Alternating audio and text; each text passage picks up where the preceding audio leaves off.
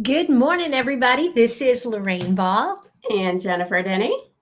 And this morning, we're going to take out our crystal balls and talk about 2022. I like the crystal balls comment because you don't really know, but we've taken some guesses in the past. And, it's funny because um, it's fun to watch a lot of those guesses and to see the ones that you're like, yeah, that's really going to work. And that one's not. So, if you're listening, definitely say hello in the chat. We're live on Facebook, YouTube, Twitter, and LinkedIn this morning. Yay, we made it this week. We had so much trouble last week, like StreamYard and not getting live, but that's technology and you roll with it and take the punches on it for sure. Absolutely. So let's dive in this morning and let's talk about kind of what we think is going to be well, before we dive into before we dive Let's talk about into who we are. We are yeah, early adopters for sure. I think yesterday we were both on this, like where people were talking about going live, and we're like, okay, we're bored. Like they're just talking about going live, and we already do this like all the time. well, yeah, and I think there are pros and cons to being an early adopter. I think that sometimes you jump on something because you know it's going to be a good thing and it's great. And sometimes you jump on and you're like a little too early. maybe, but you think it's going to be a good thing, and then like you get into it, and you're like, okay, what is the value of this? Like, is this really paying off? But the important thing was to try it, right? Absolutely. And I think, if you're going to be an early adopter, if you're going to look at these trends and go, okay, I want to play with that, I think you need to, number one, have criteria going in. I'm going to do it for this long. I'm going to do it consistently. I'm going to try it. And it has to hit these objectives. And if it doesn't, then I'm going to back up and regroup. And I think a great example is a year ago at this time, you could find the two of us on Clubhouse. Oh, yes. I mean, we thought because of audio, both of us like podcasts and things like that, we were thinking like this is going to, hi, Benny. We Yeah, the thought that cat's was here going to be a today. good one. Yeah, and we did it for a while. It didn't work, and we walked away. And we made that decision based on the data. And I'm going to give you a different example. I've been podcasting for 12 years, so that kind of puts me as That's an early amazing. adopter. Oh, very early. But the problem is that about 4 years in, I still didn't know why I was doing it, and I kind of backed off a little bit, just as everybody else was getting You into it. got bored quickly. Well, 4 years, but I did, and it's been really hard because now, as everybody gets into it, it's Hmm. much harder to break through and build that audience. And so Yeah. one of the advantages to being an early adopter, it's painful, there's no rule books, there's no guides, Yeah. but you also have an opportunity to be somewhere where nobody else is. Yep, and create that audience. So Awesome. All right. So let's talk about some of the things that we are we are thinking about early adopting next year. What types of new marketing are you planning? What's exciting for you? well, I can name a few. So I'm just going to name a couple just to start off with. I'm getting into connected TV ads. Google TV just relaunched. Mhm. And so I think this is going to be a great space to be in because it's not as hard as you think. You have to think of your smart TVs. More people have smart TVs in their households than the old TVs. So you're kind of Mhm. past that stage. And I think that's a great place. Um, Another great place, podcast and streaming radio ads. So I think those are super interesting. This is another one where people are actually listening to streaming radio more than the old school AM, FM. So these might be early adopter, but getting in early, I think is going to be a good thing. So I also think, as you're thinking about your market, oh, we may have a cat visitor momentarily. That's all As, right. as you're thinking about your market, if your target customers are early adopters, if they tend to be very tech oriented, if they tend to be the kind of people that roll to the latest and the greatest, then they're going to be there, and that's going to be a great place to find them. And probably inexpensive because nobody else is there yet. So, Absolutely. what are your favorites right now? Well, and before I go there, because I'm going to go there, I want to make a comment about the podcasting, because we were talking about this before you get on the air. One of the reasons that, not just because I am a podcaster, but because I can see how these advertising networks are building and reaching out to podcasters. And to qualify, you have to have an audience that is 5,000 or 2,500 per episode. So when you advertise, and you're like, well, but I'm only going to be on one episode. Yeah, but you're reaching that number of people. You're reaching them in a very short period of time, and Very you're targeted, very very, targeted. very You can get targeted. content, behavioral, contextual, very good.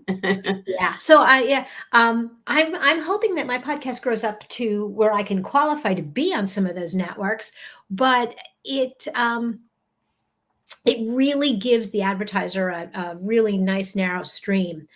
One of the things that's really kind of weighing on me right now is what they call the rise of Gen Z. And these are the people that we think of as, oh, I don't know, children. But they're not children anymore. They are the people that were born essentially in this decade. Yeah, those 18 to 25-year-olds. And they are just coming of age as consumers. Now, if you were in fashion or anything geared towards that teen market, you've been dealing with this customer for 5 or 6 years.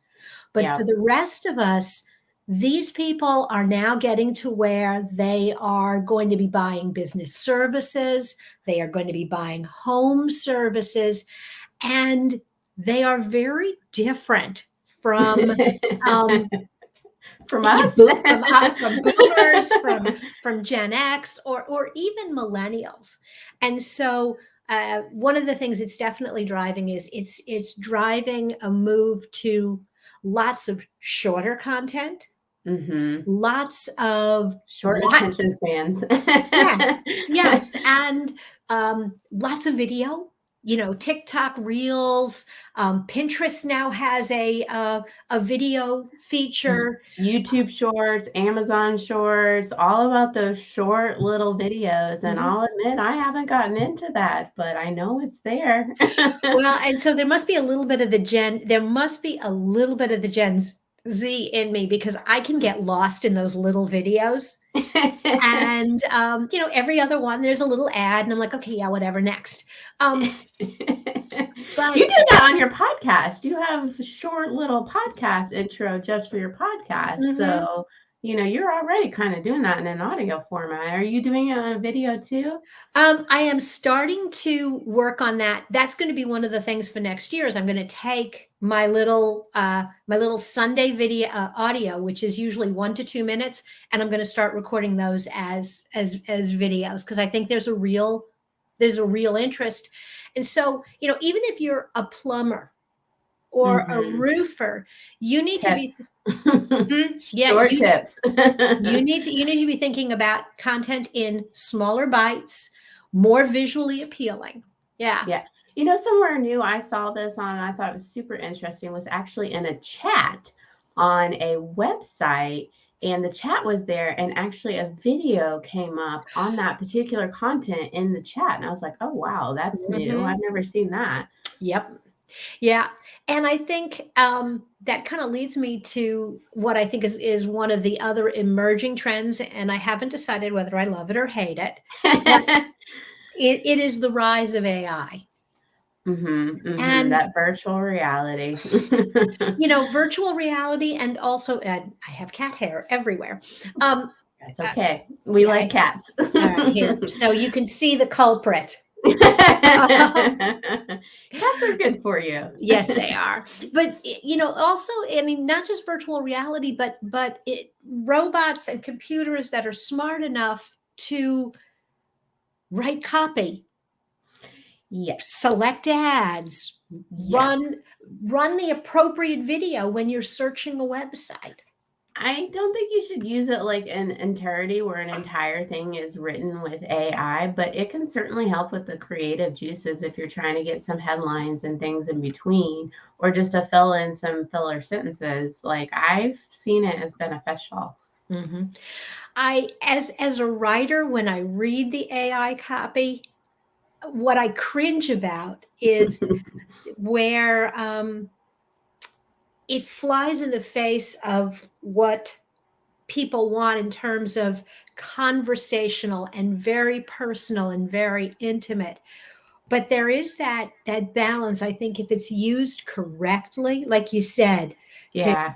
to start it, or using artificial intelligence to fuel a chat, or to um, uh, maybe fuel an automated response campaign and have it generate the right. I think there's a good way to do that. You'd be proud of me. I actually wrote 4 blog posts in the last like 2 weeks, which is like I think the most I've written in an entire year all by myself. I usually have a writer and I was like, "Oh, this is exhausting. I can't Mhm. do it." But I'm going to do it.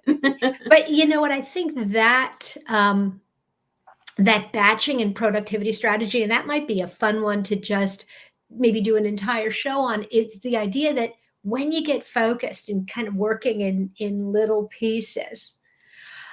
Okay, we have. Oh, let's go another minute and touch on this, and then if there was a topic that you guys were really interested in, something that we just briefly touched on that you'd like to learn more about, definitely put it in the chat, and we'll add it for future episodes. We can go deep.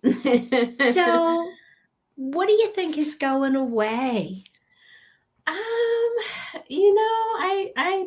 I'm not feeling anything necessarily going away right now. Where I think people think that Facebook is going to go away, Mm. and I think that's naive. They just have too much of a hold. I think they're going to, evolve into some of these other like virtual reality and things like that. But I don't think it's going to go away. Your basic Google ads are not going to go away. Your basic email marketing, organic social media, SEO, like content marketing, those are staples, in my opinion. Yeah, I think what you're going to see is a lot of rise and fall of apps that allow you, kind of like what Clubhouse did, where it popped up and then it didn't catch. And I'm getting invitations to all sorts of other apps very kind of quickly that are trying to fill these gaps. And I think that you're going to see that very accelerated.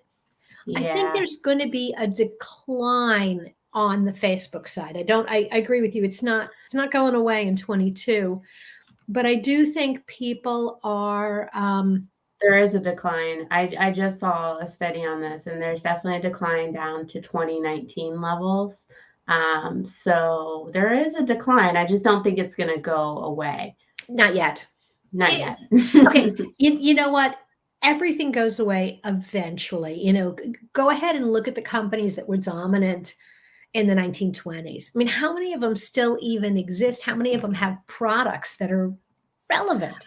I think it's like less than 2% or something like I that. I mean, Like, it's some really crazy number, and it's because technology changes, and what people need and want will change. And we evolve a lot today with technology. So mhm. that's what makes something like this hard to predict, like what's going to be next, because we just don't know.